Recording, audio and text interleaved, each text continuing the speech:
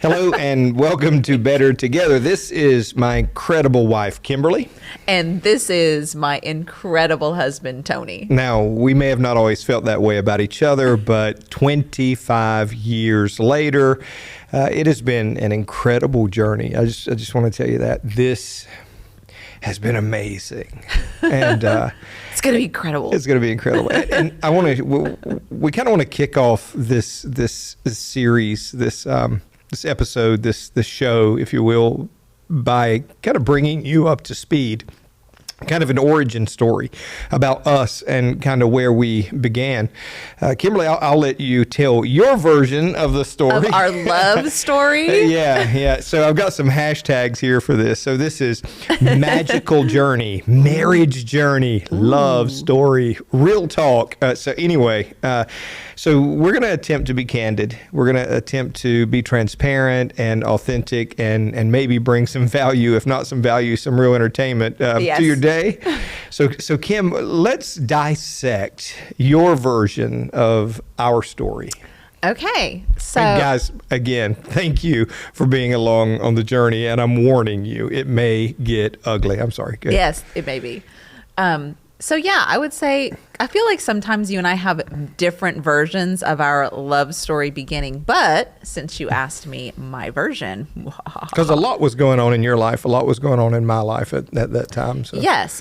So so I came to North Carolina in 1996, but I do believe that we met 1997, maybe even 1998. So right. the official year could be fuzzy at times. Right. But we actually met at a furniture store called Rhodes Furniture, which is, no longer in business anymore.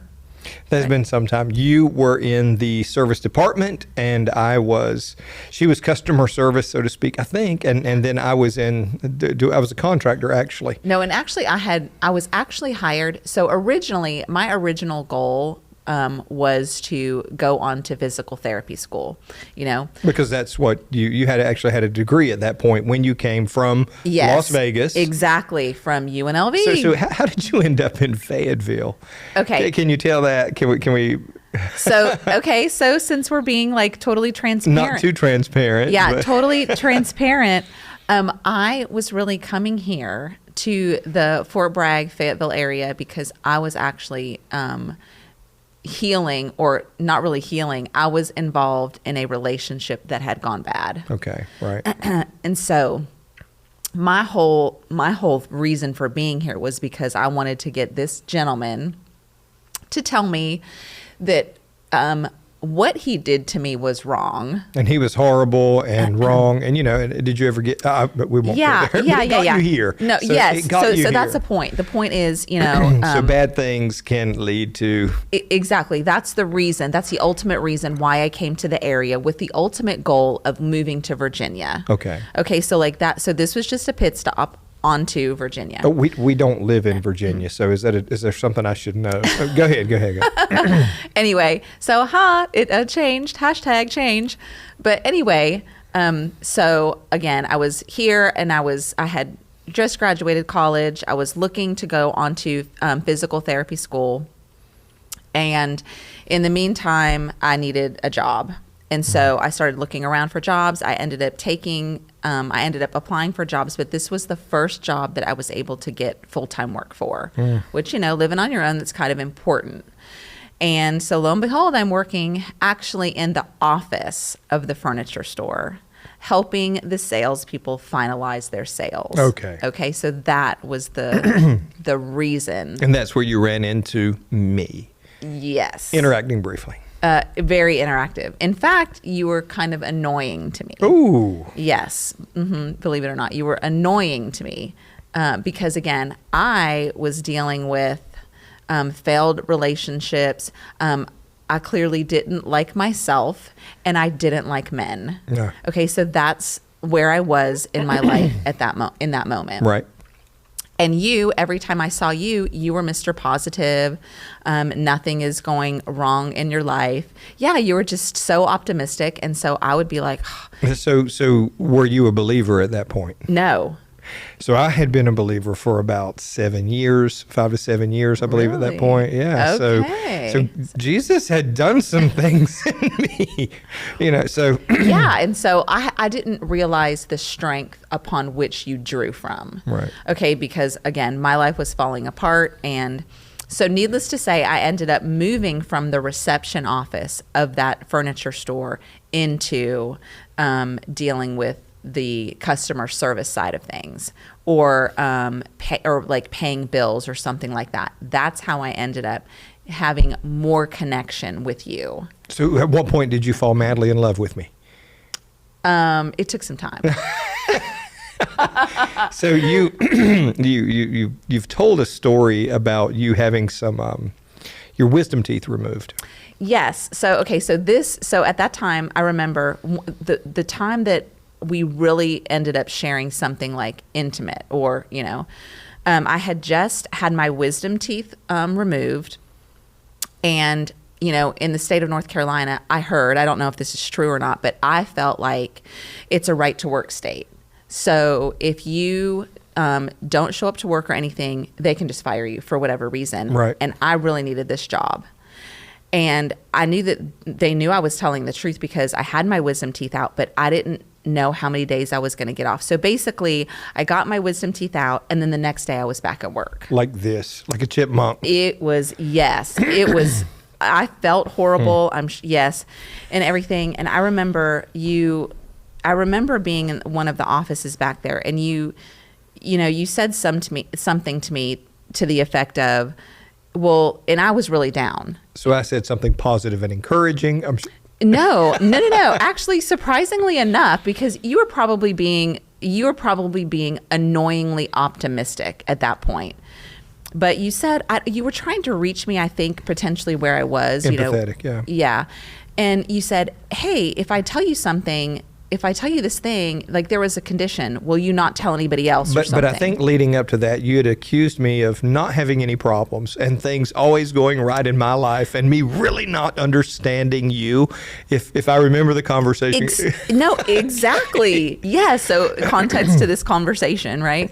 Yeah, so, and you said, if I tell you something, basically, do you promise not to use it against me, which I don't know what I would do with it, but you shared with me that your wife had left you. Yeah.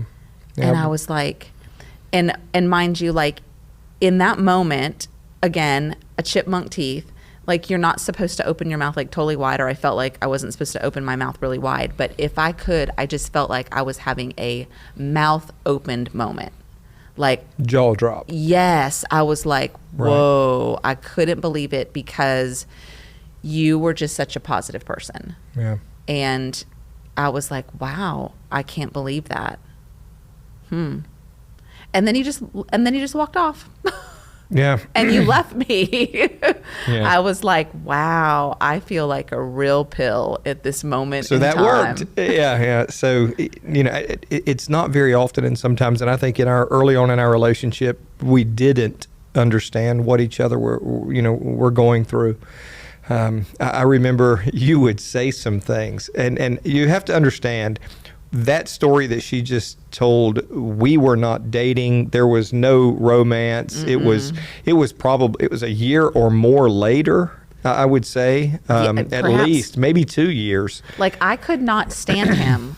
I couldn't, because I remember I couldn't I remember one time you said we were having some party or something there. I don't know. Someone had bought food or something. And I remember sitting in this place somewhere on that furniture store, and you asked me, or someone there asked me about my birthday. And I happened to say that, yeah, I was born in March or something. And then I happened to throw out the word, and I'm an Aries. And you were like, witchcraft. I'm like, witchcraft. And I never miss a beat. Yeah, I was like, witchcraft. I'm like, whatever. Okay. Whatever you want to say, freak. Religious kook. Yeah. I was like, you freak. Yeah. But I'm sure you said, what are you? And I probably said a Christian. I'm not into that witchcraft stuff. Does that sound exactly. Sounds like something I would say. That was probably exactly what you said. And I was just like, I would constantly roll my eyes at you and be like, whatever. I remember one time I was like, what are you doing this weekend? And this is how antagonistic that you were at that point. You were like, I am going to sin. I was like, oh yes, I was. Yeah. And you were probably thinking, oh my gosh, I'm going to go home and pray for you because you don't know what you're doing. Yeah. Maybe. Yeah. I mean, Well, you know, seeing you, I remember with the tooth thing, the wisdom teeth being pulled out, and seeing you in this place by yourself. My heart really, I did feel sorry for you. I mean, I'm just going to be honest. I had pity or empathy or sympathy for your state. You know, I think by that point I knew why you were there. And it can be rough, you know, without Jesus.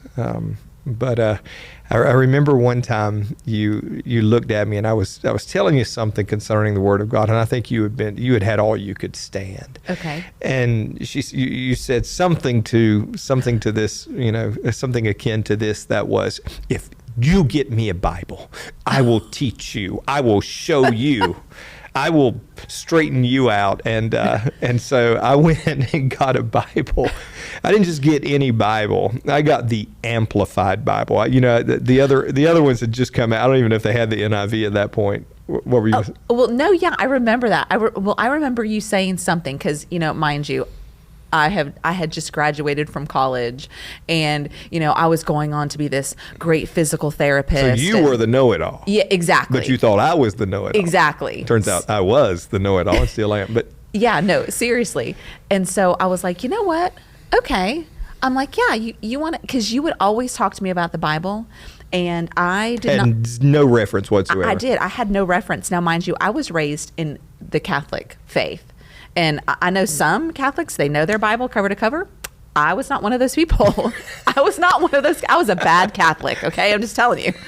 So, you were a good heathen. I was a great heathen. But when it come to that, I was like, that was where I was weak. And so I remember saying to you, okay, well, listen. I said, you want to talk to me about the Bible? Well, I don't know. Like, I'm going to one-up you. Okay, I'm gonna that was my whole motivation there. I was like, okay, well, give me a Bible without the these, the thises, and the thou. I mean, whatever, the those. I mean, you know, one you could read and understand. Yeah. Yes, yeah. One that I could read. And I was thinking to myself, I'm going to read it from cover to cover, and I am going to take you on. Challenge accepted. I marched right down to the Christian bookstore, overpaid. I was like, I'm going to get this heathen a Bible.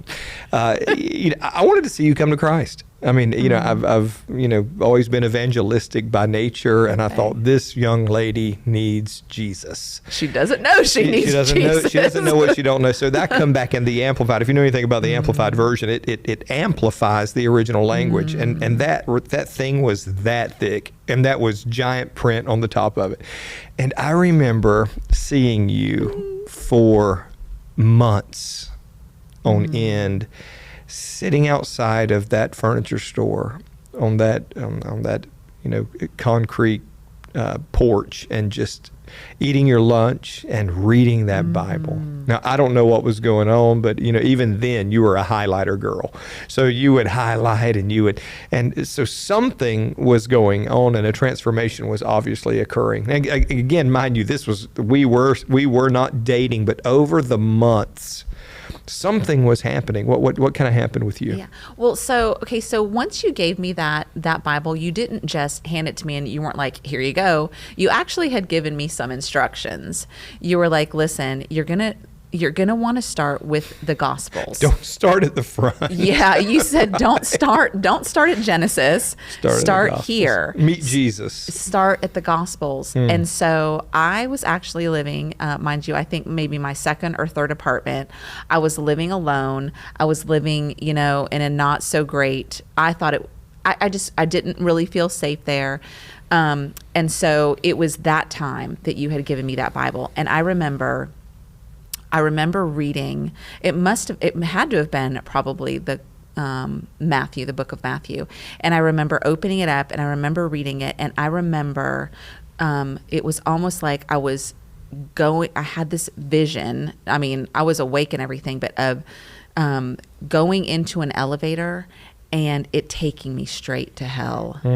And I was like, whoa, and I don't know who led me to the Lord, but I remember accepting Jesus. And from that point on, I knew that I was a sinner, that I needed him to save me. And I asked, for my sins to be forgiven. And from then on, it was like a transformation had occurred. When you give yourself to the Word, something begins to happen. And that's all I could think is, if she keeps reading that Word, God's going to you're going to encounter Jesus. And I knew about your Catholic background, and I knew some of the ideology associated with maybe not having an intimate personal relationship with Jesus. And I remember specifically when you met Jesus. I mean, it was obvious your life changed. I mean, there was an overnight transformation. We still were not dating, but there was an overnight transformation. When we spoke, Kim had a hunger and a desire for the Word, and in fact, it was so she had such a hunger and such a desire that I felt like we were communicating too much. I thought that there was too much intimate talk, too much time on the telephone, and I know what it means to give your heart away. I had come off of a very difficult situation. And, my wife had left after not being married very long. And, it was hard. And that had been probably a year earlier at this point, or over a year. But we would talk, and I felt like we just needed some separation, that you needed good Christian girlfriends. And so. And at that time, like, not to cut you off, but at that time, at that moment, I'll never forget when you said that to me. So I had been reading the Word. I had been really growing. My friends that I had known were seeing a change, and they were thinking, something is off with her. Like, she has gone off the deep end, so to speak. Do you know what I mean? Because my friends that I was friends with, I mean, we would go to the bar, we would go hang out, and then suddenly I didn't want to do that stuff anymore. Right. And so they were probably dealing with a different version of me too, and they probably didn't know how to handle it either. But I remember praying, and I was like, okay, Lord, well, I just want to know that I really do have this relationship with you. So I don't want it to be like me, Tony, and you, but I really want to know that I am saved, and that when things go wrong, because I had already been living the wrong way, that this is something that's authentic, this is something and real, authentic and real and genuine. And that's when you came to me and you said that we can't be friends anymore. So you prayed that into existence. I think so. Or at least, Yeah. Anyway, I remember. And then you, like I said, you came to me a few days later and you were like, we can't be friends. Yeah. And our relationship, in essence, at that point, I didn't talk to you. Yeah, and I didn't like you. Yeah. It almost went like, so it was almost weird, because I didn't like you pre salvation, and I didn't dislike you when I was getting in the Word, but you were still annoying me. Right. Because we worked together, and I would have to come, and we still had to interact. So Right. it was just weird. Yeah, and then after because I wanted good for you. Yeah. And I know how relationships can foster and grow. And I remember, very specifically thinking, I really she needs godly women in her life speaking into her as a young Christian. And you did lean into me a lot. I had been a Christian for a good while at that point. And, but I still needed to work some things out. In fact, if I'm honest, I was ready to get married. I was ready to be in a relationship or moving in that direction. I'll never forget. We went to the same church, and I was involved in ministry, and I was helping out in some of the ministries there. And Kim and some of her friends were talking about some things. Some drama was going on, and we both ended up in the pastor's office. Oh, yes. And I'll never forget this. I love this pastor, the man of God, and it was really kind of petty.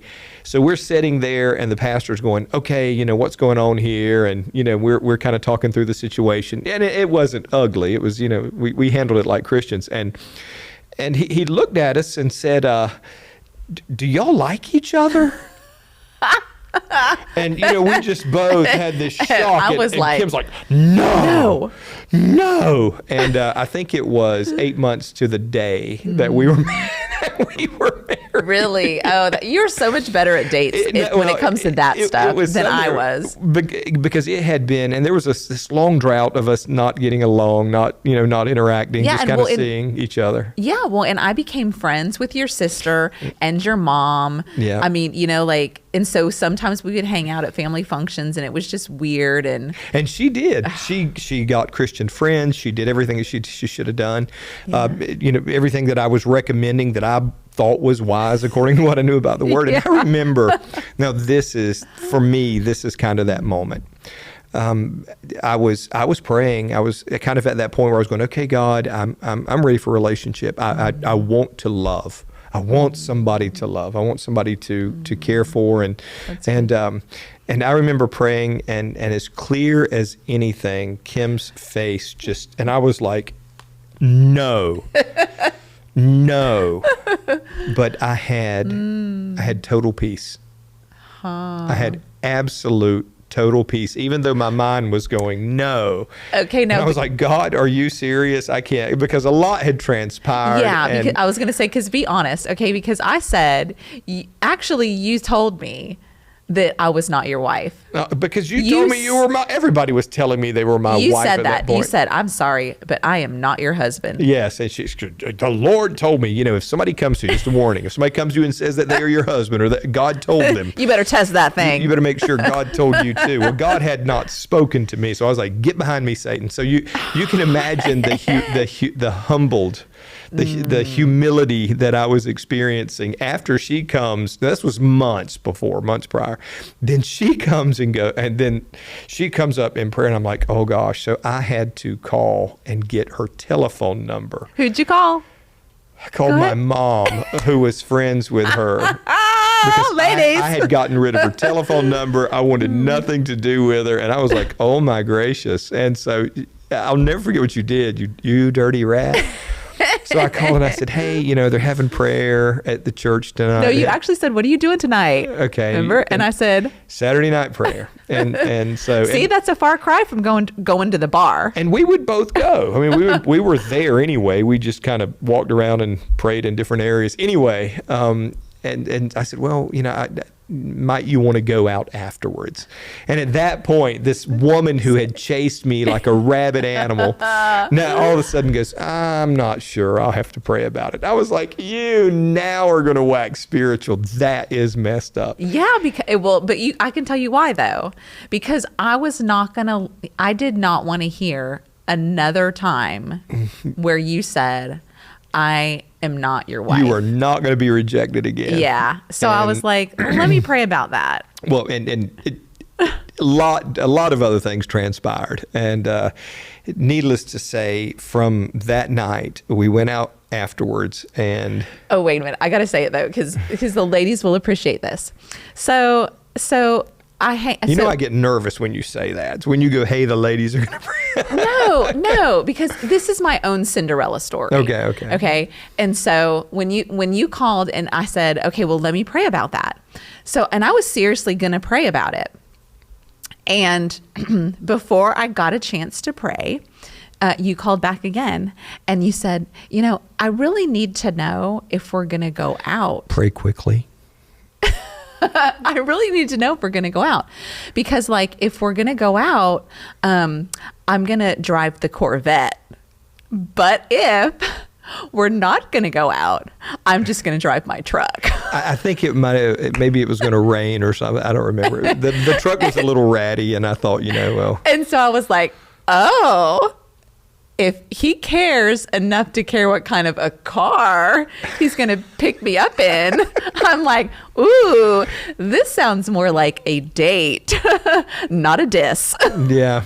And I will tell you, and this is a personal philosophy, maybe we'll talk about it later, but in that time I had went out with, other people on occasion, but it was only to say that I don't think this is going to work out. I was very intentional about not getting involved and not giving my heart away prematurely. That is so important. And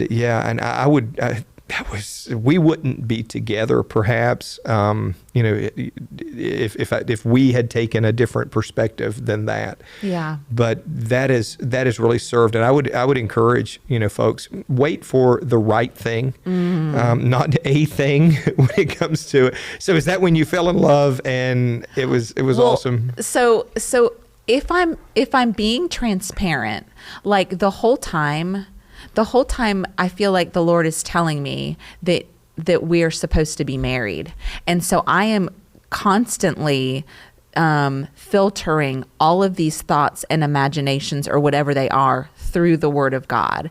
And so, in fact, the Amplified Bible, remember you gave away? Yeah. And I was like, I think I might have been journaling everything that was going on in that one Amplified Bible. Oh. And so just answered prayers and stuff like that. So when we went out that night and you said, so I'll never forget it. You said, so I need you to know, the Lord has changed my heart towards you. And I was like, you don't say. Oh, so your head that night began to get bigger and bigger. And that was really how it began. Yeah. I mean, to see two people who had really been hurt in relationships and who had struggled, and to see God come to you personally and interact through the power of the Spirit and see that transformation happen in you, and that be the birth of us kind of on the other side. Yeah. I didn't plan it. The Bible says man makes his plans, but God directs his path. I didn't plan it, but he was guiding our path anyway. Thank you for sharing that. Oh, Hey, guys, thank you so much for joining us. We're gonna try to continue to be transparent and invite you along in our journey, and it has been a wild one. We're probably going to cry a little bit, and we're probably going to share some things that may surprise you and hopefully delight you. But if you would please like this video, share this video, and so thoughtful. Yeah, and I want to encourage you, please join us again as we continue to kind of walk down this road together. And it's not just about the past. It's about the present and what we're looking forward to in the future. But wherever you are, understand God is a God of restoration. Would you agree? Amen. I would. Yeah. So whatever it is you're merciful and kind and loving and gentle. Yeah. So whatever it is you're facing, know this: you don't have to face it alone, because we believe that it is true. We are better together. Yep. We'll see you next time. Bye.